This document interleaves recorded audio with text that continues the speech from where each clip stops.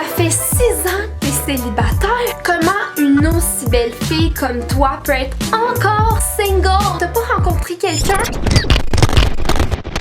Aujourd'hui, un sujet très chaud. On fait la rétrospective de ma vie amoureuse. On a fait du chemin. Au départ, j'étais une fille hyper dépendante. Jusqu'à aujourd'hui, indépendante, mais encore très lover. Toutes les expériences et les prises de conscience qui ont fait en sorte que aujourd'hui, je me respecte assez pour ne plus accepter des fuckboys parce que pour moi, ça a été une quête de vie qui a perduré pendant 6 ans. Malgré moi, bien, j'attirais toujours ce genre de garçon-là. En fait, ça a été très graduel pour que, j'aille compris c'était quoi le problème. J'entends au montage, il est 6h du matin. Je m'apprête à monter avant d'aller à l'école. Regardez mon pyjama. Oui, je voulais m'excuser par rapport au rallonge dans la vidéo. En fait, j'avais juste le goût de tester de quoi j'aurais l'air les cheveux longs parce que, à mon retour de voyage, j'ai l'intention de me mettre rose comme l'actrice dans Riverdale. Donc, c'était juste une petite bulle au cerveau. Soirée pyjama à la maison, quoi. Je sais c'est quoi. Une femme d'expérience. Le sentiment que t'as quand t'as tout donné à la mauvaise personne qui en valait pas la peine, que toi, t'avais rien eu en retour, ça fait mal, tu finis démoli, tu te sens vide. Pourquoi il m'aime pas? C'est trop parfait. Comment c'est possible qu'il ressente pas la même chose? Je vais le changer, non? Ouais. Mais là, on part d'où?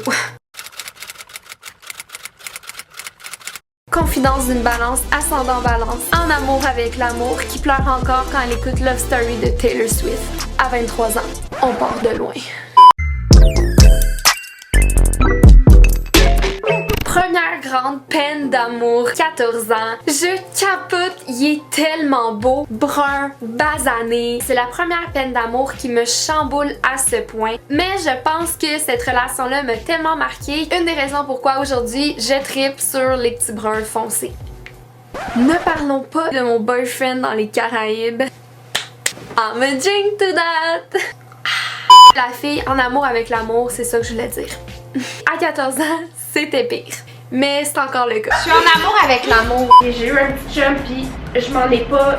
il est pas sorti de ma tête pendant une bonne année. Je regardais tous ces matchs de foot. Mais j'allais dans tout. Et mettons, match à Terrebonne, j'y allais. Match à Repentigny, j'y allais. Vous me direz probablement que j'étais désespérée dans le temps. J'avais surtout besoin du regard d'un gars pour m'accorder de la valeur à moi-même. C'est pour ça que je courais autant. Au point de trouver ça normal. Ma réaction, c'était pas « Oh, il est cave », c'était « Oh, est-ce que je devrais changer d'école pour pas qu'il me trompe ?» De là qu'on part. Après 1 an de pleurnichage, je finis finalement par me relever. Et décidément, je serais sautée sur le premier venu juste pour pas être célibataire. Je tomberais en amour avec le premier venu. Puis si j'avais personne à texter, oublie ça.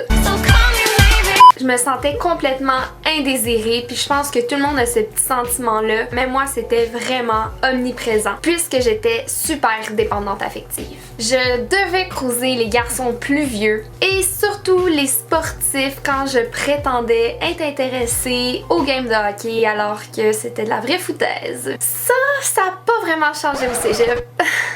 Mais ça c'est une autre histoire. Et oui, à ce moment-là, je sors d'une méga relation de 8 mois. À cas, la plus longue relation que j'ai eue dans ma vie. Finalement célibataire pour débuter ma nouvelle vie à Montréal. Montréal, pas de parents, la liberté de tout faire. Je capotais. Liberté. Sur laquelle j'ai un petit peu trop sauté sans réellement savoir dans quoi je m'embarquais.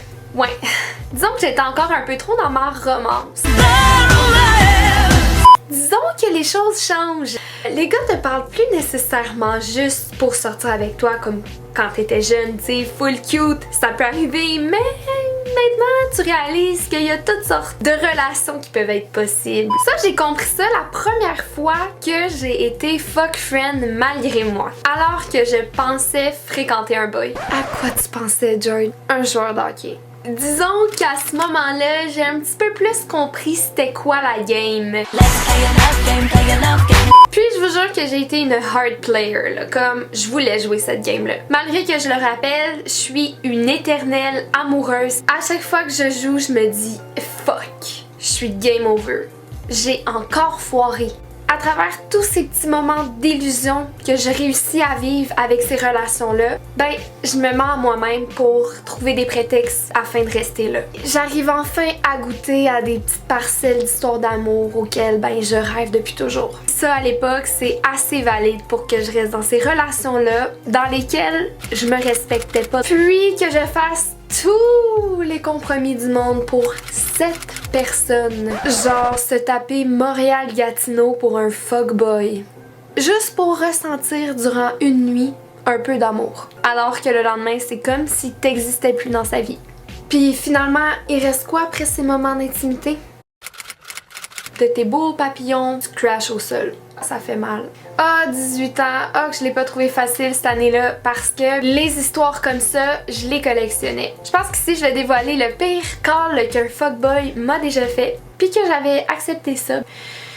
Le gars vient chez moi la veille de sa fête pendant des heures jusqu'aux petites heures du matin. On a super de fun. Le lendemain au bar où on célébrait sa fête, il me chuchote à l'oreille d'agir comme si on ne se connaissait pas.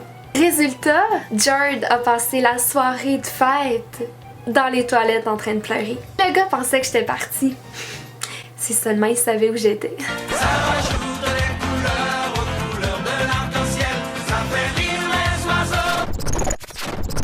Donc, c'était le genre de situation dans laquelle je me mettais volontairement parce que j'acceptais ce genre de relation-là, malgré que au fond de moi, je vivais une détresse totale. J'étais tellement malheureuse et je m'infligeais ça à moi-même. Puis à ce moment-là, j'avais 18 ans, mais je vous confirme que ce genre de scénario-là s'est perpétué durant les 6 ans de célibat que j'ai vécu. Ouais, beaucoup trop de garçons à qui j'ai donné de l'amour, mais qui me donnaient absolument rien en retour, qui ne respectaient en aucun cas mes besoins, ma valeur. Parce que oui, moi j'y croyais à chaque fois qu'un gars me disait que j'étais si unique. Mais tu sais, pas assez pour être en relation. On m'a déjà dit ça et ça m'a sincèrement vraiment marqué. La vie te teste en ce moment, puis quand tu vas être réellement tanné de ce genre de relation-là, tu vas assez te respecter pour les éviter. Puis moi, quand j'ai entendu ça au début, j'étais comme bon, le discours moralisateur. Mais avec un peu de recul, je vous avouerais que je trouve que ça fait du sens. À un certain moment donné, quand t'es vraiment écœuré, je te jure que tu prends les décisions pour toi. Il y a quand même un super point positif à toutes ces relations de merde. Parce que, bien, j'ai pas eu le choix d'apprendre à être bien avec moi-même. Parce que là, j'étais vraiment seule. Puis, avec le temps, j'ai appris à considérer ma valeur. Pourquoi j'acceptais moins alors que je méritais tellement plus que ça? Une fois, j'étais tellement découragée que je me rappelle avoir dit à ma meilleure amie que j'étais prête à accepter un couple ouvert juste pour qu'un gars soit avec moi. Mais ça faisait aucun sens parce que j'avais pas envie d'être dans un couple ouvert. Pourquoi j'aurais abaissé mes standards pour un gars qui aurait jamais considéré mes besoins? Il suffit d'assez se respecter pour mettre ses limites. Je mérite que quelqu'un me choisisse. Moi. Parce que j'ai de la valeur. Je le mérite autant que n'importe qui. C'est facile de dire qu'ils regrettent quand ils nous voient super épanouis avec des gens qui t'ont réellement considéré. Vois-le comme une option toi aussi. Il fut un temps que je me sentais mal de dire non à un gars pour coucher. Parce que je sentais que j'allais me faire rejeter. Tu sais, quand tu veux tellement lui plaire, tu veux tellement te faire aimer, ça c'était mon pattern à moi. Ça c'était ça que je faisais moi et c'était une erreur parce que au fond de moi-même, c'était pas ça que je voulais. Puis moi personnellement, depuis que j'ai réalisé tout ça, ben je date plus à moins que je sente qu'il y a vraiment un potentiel avec quelqu'un pour la simple et unique raison que je préfère vraiment me consacrer sur moi-même, de travailler sur mes buts, sur mes objectifs, sur mes projets avant de de m'embarquer avec des gens qui ont peut-être pas la même vision des choses que moi, de m'embarquer dans des relations où je vais finir déçue, d'accorder mes énergies aux gens qui en valent la peine, qui m'accordent la même chose. Je vais pas donner mon 100% à une personne qui m'en donne que 30. Donc avant d'avoir une nouvelle personne dans ma vie, je me dis mais qu'est-ce qu'elle a à m'apporter? Est-ce que ça va m'élever? Ou au contraire, je vais finir en petite boule dans ma chambre en braillant, en être plus capable de me relever. Puis ce scénario-là est arrivé tellement trop souvent qu'à un moment donné, je me suis dit je ne veux plus vivre ça dans ma vie.